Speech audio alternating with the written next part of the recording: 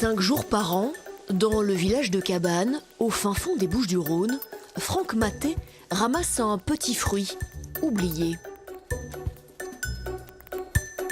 C'est la poire de la Saint-Jean. C'est une poire qui est précoce et qui est très bien sucrée, quoi. Une poire dont la variété date de 400 ans. Ça a été en 1600, je ne sais plus combien, Henri IV, à l'époque d'Henri IV, de Louis XIII, je crois. Cette variété existait déjà.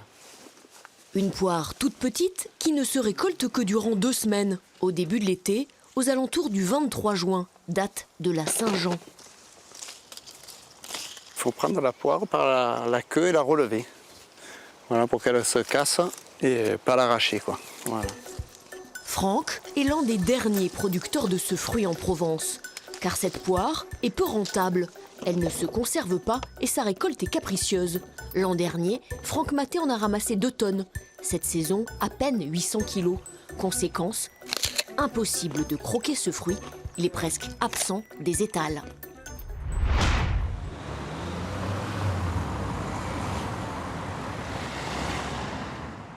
Ces poires de Saint-Jean, c'est pourtant le délice d'Emmanuel Pérodin. Oui, c'est ça. Ce qui est bien, c'est qu'elles ne sont pas calibrées, vous voyez. C'est bosselé, c'est cabossé. Ça prend le risque d'être un peu pourri à l'intérieur. Ça, c'est beau. Elles sont bonnes. Elles sont très très bonnes. Emmanuel Pérodin, amoureux de Marseille et de ses produits, est un artiste cuisinier. La question de la définition, c'est la question la plus compliquée qui soit, non, Sophie? Je suis un chef itinérant. Voilà. Itinérant depuis 2015, l'homme promène son talent de festival en musée. Il a un faible pour la petite poire. Il les trouve chez son maraîcher. J'ai découvert ça vraiment dans mon quartier, dans le 5e arrondissement, parce qu'il y a un maraîcher qui en est fou et qui les fait tous les ans. Pendant 2 ans, je suis passé à côté. Alors je reconnais mon manque de curiosité initiale, et puis depuis que j'ai découvert ça, j'en suis fou.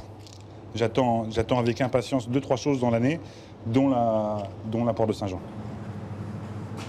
Tu vas émincer finement? Oui. Et puis ensuite, on farcira avec le céleri confit et on rajoutera un peu de ça, histoire de mettre un peu de nerf en plus. D'accord. D'accord? Oui.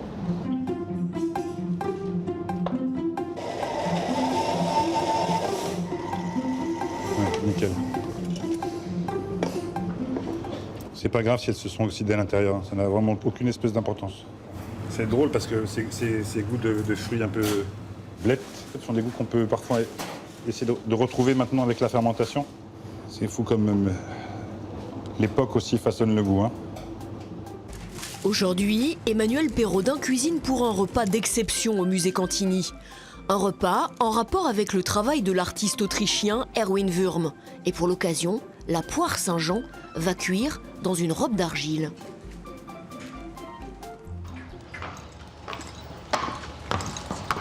À l'autre bout du département, changement de décor pour découvrir, là aussi, un produit d'exception. À 35 ans, Frédéric Bon est manadier. Son métier, élever des taureaux de Camargue pour qu'ils deviennent des taureaux de course. On appelle ça des taureaux cocardiers. Nous, en ce moment, on a à peu près 230 bêtes sur la propriété. Donc tout confondu, entre taureaux et vaches, ça veut dire entre 40 et 45 naissances par an. Dans son exploitation, 500 hectares de terre en plein cœur de la Camargue, dans le village du Sambuc. On va aller au taureau jeune, on ira chercher un taureau pour amener à l'abattoir. On ira là-bas au pays du fond et on essaiera d'accamper les taureaux dans le coin comme on fait d'habitude.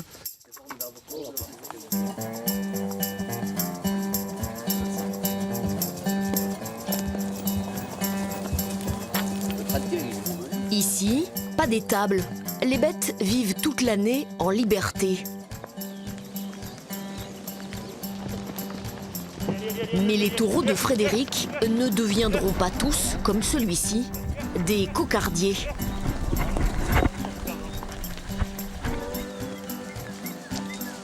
S'ils sont pas terribles, s'ils sont pas bons, c'est un taureau qui ira pour la viande, donc à l'abattoir. Et du fait de sa façon d'être élevé et de l'environnement dans lequel il vit au quotidien, ça donnera une viande au goût et à la valeur assez exceptionnelle. Il faudra plusieurs années à Frédéric et ses salariés pour décider de l'avenir de chacune des bêtes.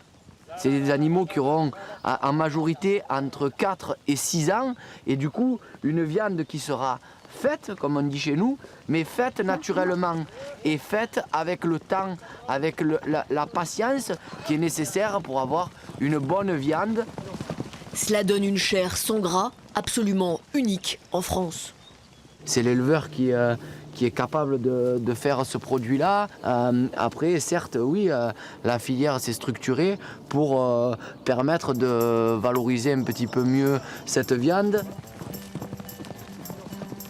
Pour valoriser le taureau, direction l'abattoir de Tarascon. Tu peux reculer, hein, tu peux t'y mettre maintenant, on va les déballer de suite. Les bêtes de Frédéric arrivent ici comme celles des autres manadiers. 3000 taureaux par an sont abattus. Mais nous y reviendrons.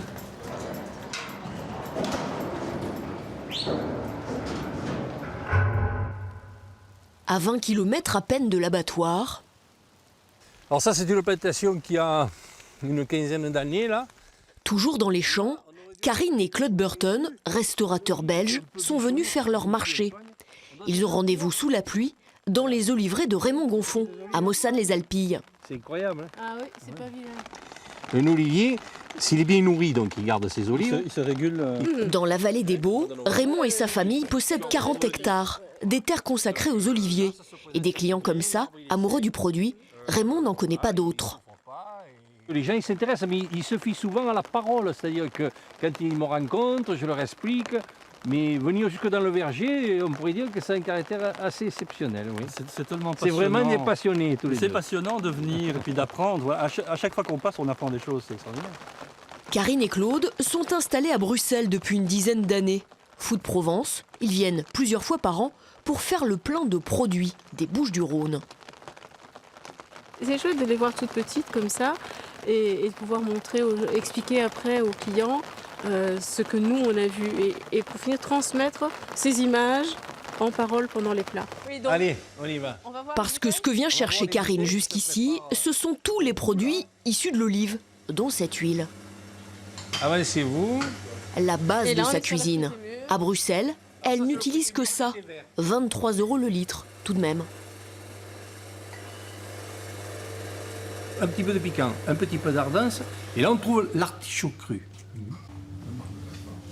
En cuisine, en réalité, on a tous nos ingrédients et à partir de là, on compose. Et l'huile d'olive, pour moi, c'est quelque chose qui va être l'élément principal dans beaucoup de plats, puisque je vais travailler avec des huiles différentes en fonction de ce que je vais faire. Parce que justement, l'huile d'olive va apporter sa petite note en plus. Par mois, dans le restaurant de Karine, une vingtaine de litres d'huile d'olive différentes vont être cuisinés. Bon, mais écoute, tu vas emporter la pluie avec toi, hein, et puis... Oui. Et puis on se voit bientôt. Je vais garder le soleil pour moi. Le couple n'a pas fini son marché. Demain, il a rendez-vous justement à l'abattoir pour acheter de la viande de taureau de Camargue.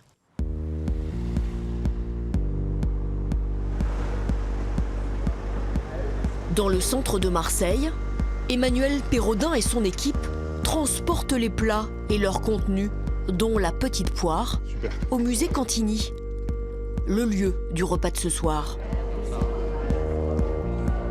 Les premiers convives sont déjà là, mais il reste encore une petite heure avant de passer à table, car le repas démarre par une visite du musée. Celle-ci s'appelle Sitting on Citibank, s'asseoir sur la Citibank. On est éminemment dans un travail de sculpteur. D'abord, il y a une forme qui est créée, c'est cette forme d'une sorte de parodie de building commercial. C'est pour classique. répondre à cette sculpture que la poire Saint-Jean a revêtu un habit de terre, et même d'or.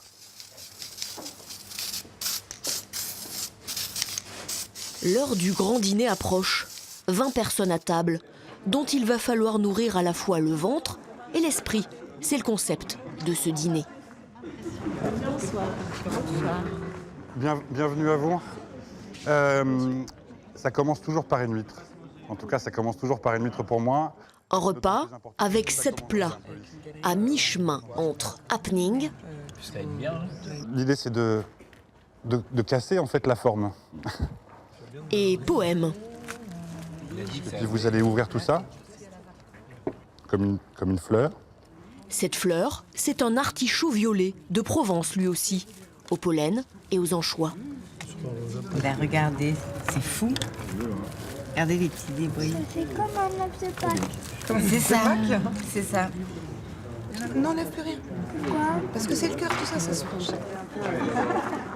Quelques plats plus loin, la rarissime poire Saint-Jean, celle que l'on ne trouve quasiment plus sur les étals, fait son arrivée. Oh, il est beau. Là, c'est une façon de jouer avec ça, justement. Et puis la poire de Saint-Jean est un des fruits qui a la saison la plus courte. Ça dure à peu près 2 semaines. Bon, et voilà. C'est le riz, je sens pas trop, mais je sens du tout. Bon, c'est une déformation. J'en avais dans mon jardin étant enfant. Alors donc, mais elle était un peu plus ovale que ça. Non, c'est vraiment très bon. C'est quoi le goût derrière? Céleri, paraît-il. De la poireau, céleri, voilà. Sinon, ça va. Ça va. C'est chelou quand même. Tout le repas, il est chelou. Un repas surprenant, mais tellement réussi qu'Emmanuel Perrodin et son équipe sont ovationnés. Merci. Il est fort, Mathieu. On raconte vraiment une histoire. Parce que la cuisine est un langage, parce que chaque plat est un chapitre d'une histoire particulière. Et qu'aujourd'hui, le thème, c'était de rentrer un peu dans la chair d'Erwin Wurm. Et je pense qu'on a réussi.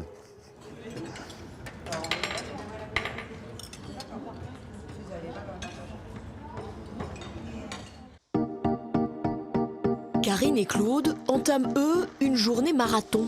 Les voici à l'abattoir de Tarascon, le seul du département. Un abattoir proche de ses éleveurs depuis près de 30 ans. Bonjour Olivier. Comment va? Ça va? La forme? Ça Oui, va? bien sûr. Alors venez chercher votre commande. Voilà, et puis voir un peu l'évolution. Oui. C'est ici que les restaurateurs belges viennent récupérer la viande de taureau, ceux de Frédéric, que l'on voyait courir dans les champs. Une viande rare et particulière. Pourtant, pendant longtemps, la viande de taureau était utilisée pour faire le cornet de beef de l'armée française. Cette production journalière est actuellement de 60 à 70 000 boîtes de cornet de beef et de 10 à 15 000 boîtes de cassoulet. Un produit bas de gamme, il serait de nos jours absolument immangeable. Mais depuis 2 décennies, sous l'impulsion d'Olivier Alazar-Roux, Allez, on va aller voir les carcasses qui sont là-bas. la viande de taureau de Camargue est labellisée AOP, appellation d'origine protégée. Et là, nous avons un AOP avec la marque sur l'épaule, la marque sur le flanc et la marque sur la cuisse. Une reconnaissance du terroir à l'échelle européenne. Et dedans, on va extraire un rhum sec pour faire vos pavés. Et puis, on prendra dans le collier, dans l'épaule pour faire la gardienne. Le taureau AOP de Camargue, c'est environ 3000 bêtes par an, entre 2700 et 3000 bêtes selon les années. C'est un chiffre qui est très régulier. Donc effectivement, c'est pas énorme, c'est pas une grosse production, sachant qu'il y a des abattoirs industriels qui abattent 3000 taureaux par semaine. Donc là, c'est sur la production d'une année. Une production infime par rapport aux 1,4 million de tonnes de viande bovine produite en France chaque année. Une viande qui a séduit Karine, la restauratrice belge. Voilà. Donc, elle la là, cuisine tous les jours à la carte de son restaurant. J'ai un beau collier là. Regarde, tu vois ce collier? Voilà. Là, on va te le couper, on va laisser un peu les aponévroses pour amener un peu du juteux dans le plat. Ça te va comme ça? Parfait. Après, ça fera une vraie belle gardienne traditionnelle avec son zeste d'orange, ses olives. Le classique. Fin du marché pour les 2 restaurateurs. La journée continue car le couple doit rejoindre Bruxelles à 1000 km. Le coffre est plein. On a tout. On a les viandes de taureau, on a les huiles d'olive, on a les vins, on a les fromages. Là, cette fois-ci, on n'est pas passé chercher du sel, mais souvent ça nous arrive aussi. Dans quelques jours, Karine a prévu un repas à 4 mains avec un chef étoilé belge. Elle va lui faire découvrir la viande de taureau de Camargue et les huiles d'olive de Provence.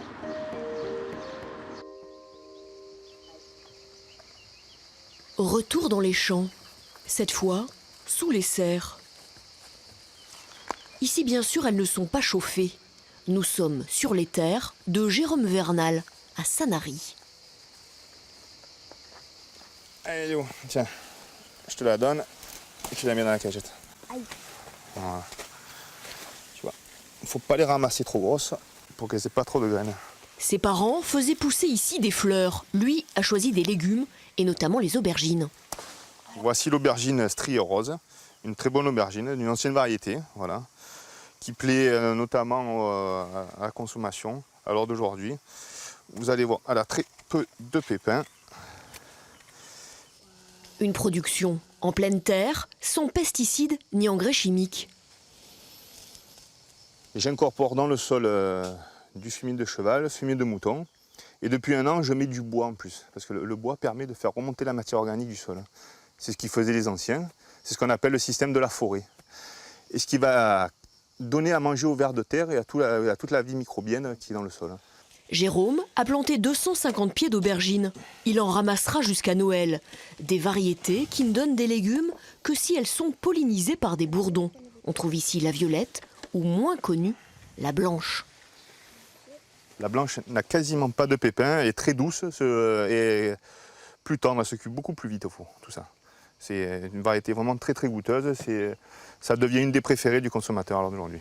Et des professionnels, car depuis 2 ans, le maraîcher travaille avec un chef étoilé, Dimitri Droineau. C'est un peu une reconnaissance de mon travail, voilà, de ce que je fais depuis quelques années. Il le met en valeur lui aussi, il fait un excellent travail.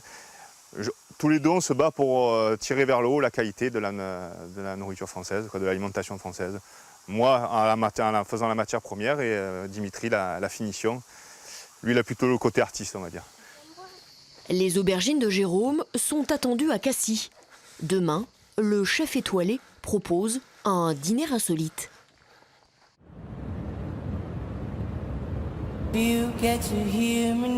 Mais des produits de Provence, on en cuisine aussi en Belgique. À 1h30 d'avion de Marseille, nous voici à Bruxelles.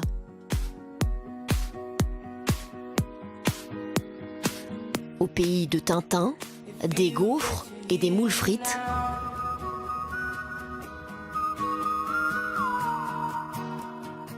Dans le quartier chic et boisé d'Uccle, Karine Burton a installé son restaurant il y a 6 ans.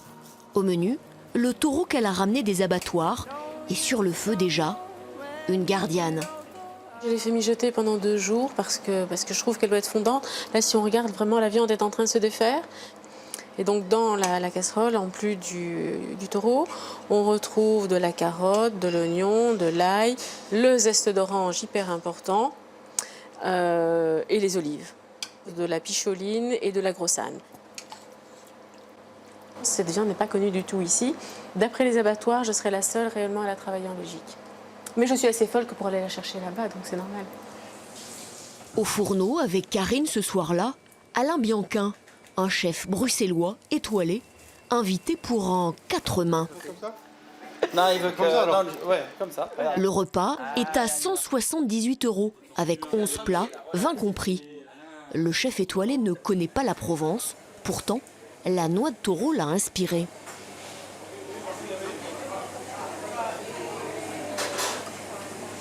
Quand tout va être réuni, on va avoir la force de la fraîcheur, du croquant, de l'acidulé.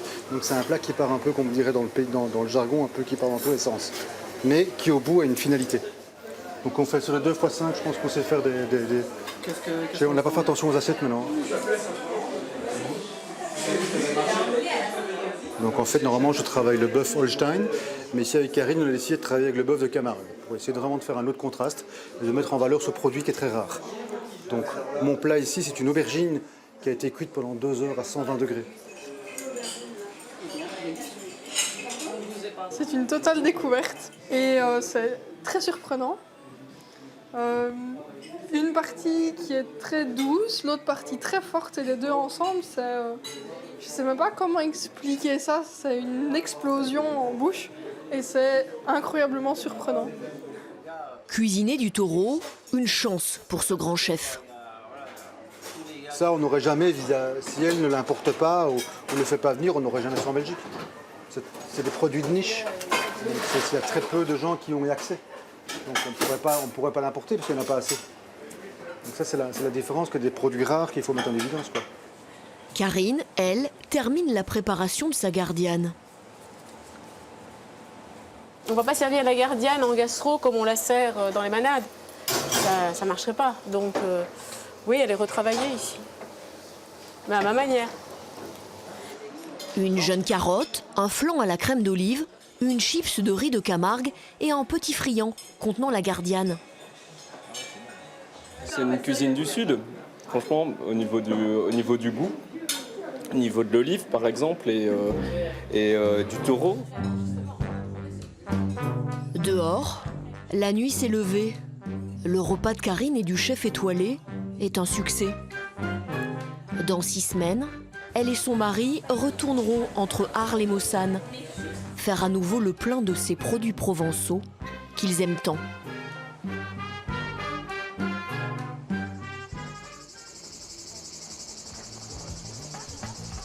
À Cassis, les aubergines du maraîcher Jérôme Vernal sont désormais entre les mains du chef doublement étoilé, Dimitri Droineau. Tu sais quoi, regarde, non, on va mettre les gars, faudrait mieux que ça on le garde et qu'on le mette là, comme ça, là-bas, on met notre échelle avec le camion à l'arrêt. Entre les mains, ou plutôt dans un de ces camions, car ce soir, ingrédients et ustensiles quittent la cuisine pour un petit voyage. Là, on déménage, c'est 130 couverts, c'est pas anodin. Il faut essayer de faire tout à la dernière minute. Là, en l'occurrence, les pains sortent du four.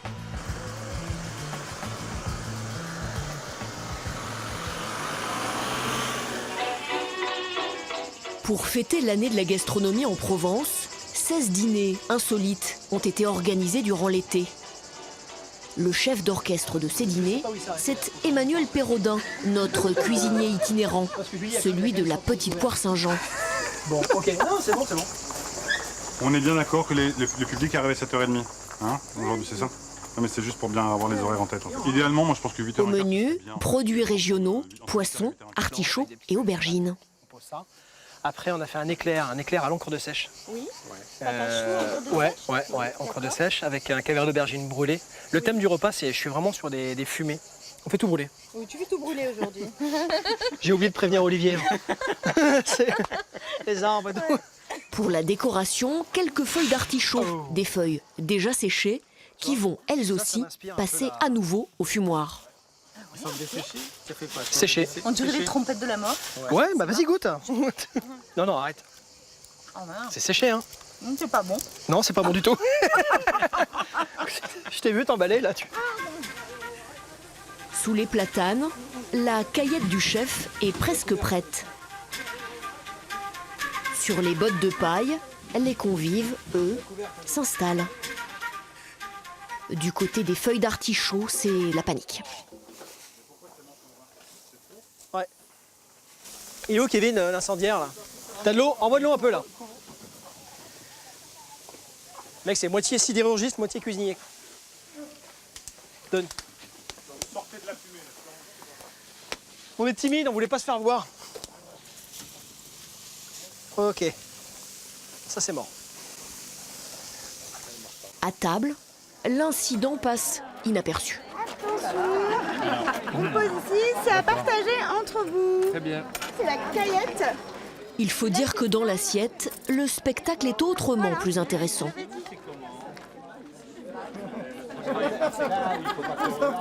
Plat suivant, l'aubergine, bien difficile à reconnaître. Il faut la deviner, en fait. On a récupéré, on l'a fait griller donc à la grillade, tout simplement, sarment de vigne. On a fini de la cure au four, on a récupéré toutes les chairs et on les a relevées au citron vert, coriandre et huile d'olive. Et on a mis ça, on l'a dissimulé finalement dans ce petit chou à l'encre de sèche. Au-dessus, on a rangé une pêche locale. Je pense que l'aubergine est là, tu vois. C'est un régal. On est totalement dans la finesse. C'est comme un vin qui il y a une longueur en bouche qui termine et qui fait que, ah oui, là il y a un anis, là il y a un petit peu de caviar, un peu d'aubergine, là il y a ce poisson quasiment juste poché. C'est ça qui est formidable. L'aubergine, le légume par excellence de la cuisine provençale. Pourtant, il est né en Inde. Il a ensuite transité par le Moyen-Orient pour arriver au XVe siècle à Marseille. Pendant très très longtemps, sur le territoire de Provence, en fait, c'était presque un légume interdit. En fait. C'était un légume qu'on laissait au rebut, finalement. Il lui a fallu du temps pour s'imposer et pour devenir aujourd'hui, pour occuper aujourd'hui la place qu'il occupe dans notre cuisine. Ce soir-là, 130 convives se régalent. Grâce à cette cuisine provençale revisitée par Dimitri Droineau. Notre métier, c'est avant tout du sourcing, essayer de travailler local, essayer de travailler la proximité, travailler des légumes moches, travailler des poissons de toutes les tailles, peu importe, il faut travailler les produits frais. Un des cœurs vraiment radicaux et importants de la cuisine provençale, c'est la cuisine du cabanon. Et la cuisine du cabanon, c'est se retrouver autour de plats simples à partager ensemble. Et il y a quelque chose comme ça qui est essentiel en fait dans cette façon de vivre autour de la table. Entre le champ et l'assiette, il y a les produits, la passion et au final, l'excellence au bout de la fourchette.